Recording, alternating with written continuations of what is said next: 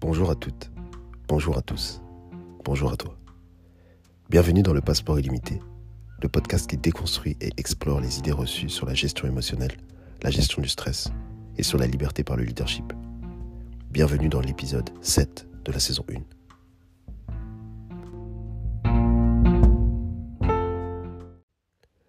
Aujourd'hui, nous allons discuter d'un volet qu'on a légèrement évoqué en début. Et ici, on va aller un peu plus loin. Je te rappelle qu'on a commencé par discuter de la liberté, du concept de la liberté, du concept du leadership. Et puis ensuite, on a discuté un petit peu de la gestion du stress, des premiers éléments de la gestion du stress et des premiers éléments de l'analyse du stress. Alors maintenant, on va avancer un petit peu dans un autre point, qui est l'intelligence émotionnelle. Est-ce que tu es au courant du nombre d'émotions que l'humain est capable de reconnaître ? À ton avis ? Je te donne la réponse, c'est 135. 135 émotions. L'humain est donc capable d'ouvrir son champ émotionnel à 135 émotions. Alors je ne sais pas combien d'émotions toi tu as en tête quand tu penses spontanément au mot émotion. Mais en tout cas, il est important pour toi de te rendre compte de l'importance de ce champ qui est assez vaste finalement émotionnel.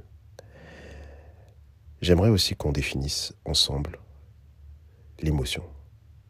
L'émotion, en fait, c'est du moins les compétences émotionnelles, représentent la façon dont on va identifier, comprendre, exprimer, écouter, réguler et utiliser les émotions. Donc finalement, qu'est-ce que c'est qu'une émotion ? Alors, une émotion, disons que c'est quelque chose qui est assez bref. En général, elle dure moins de 2 minutes. Qu'est-ce qu'elle fait ? En fait, elle va mettre ton corps en mouvement. C'est une réaction physiologique instantanée, c'est comme un réflexe. Elle fait suite à un stimulus de notre environnement qui est en fait capté par nos sens. Elle va être générée par le cerveau, donc le cerveau émotionnel spécifiquement, et surtout, elle n'est pas raisonnée, elle n'a pas de logique. Est-ce que tu connais la différence entre l'émotion et le sentiment ?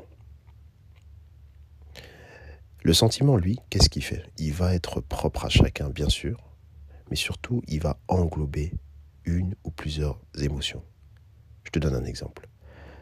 Quand tu es en colère, si tu n'exprimes pas ta colère, il y a une possibilité qu'elle se transforme en haine. Quand tu as peur, si tu n'exprimes pas ta peur, il y a une possibilité qu'elle se transforme en panique. Tu peux faire le même exercice avec la tristesse, par exemple, qui peut t'amener à la dépression. Ce qu'il faut comprendre, que c'est donc un état affectif et qui est plus durable, plus complexe, qui lui va se situer au niveau du cerveau mental plutôt, qu'on appelle le cortex, et non au niveau du cerveau émotionnel, qui est le cerveau limbique. Ça, c'était pour la petite partie définition. Alors, aujourd'hui, je voulais te parler d'une chose.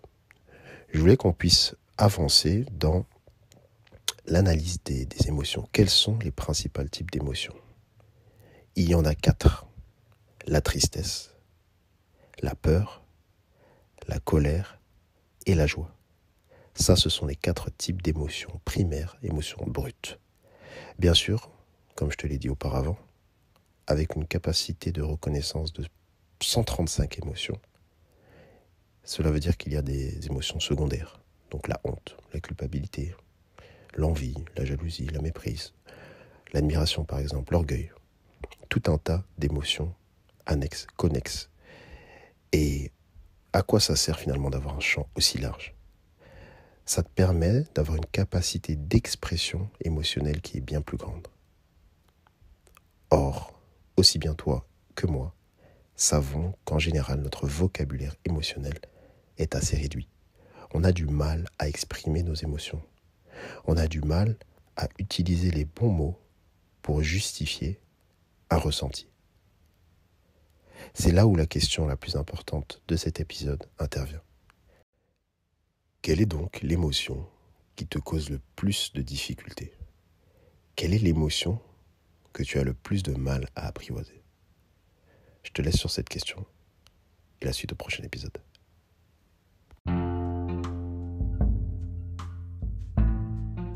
Pour nous suivre et ne rien louper de notre actualité, et des services additionnels proposés, abonne-toi à @fullmindedness, FULLMINDEDNES sur les réseaux sociaux. Bien sûr, abonne-toi au podcast sur ta plateforme de podcast préférée en activant les notifications pour recevoir une alerte à chaque nouvel épisode.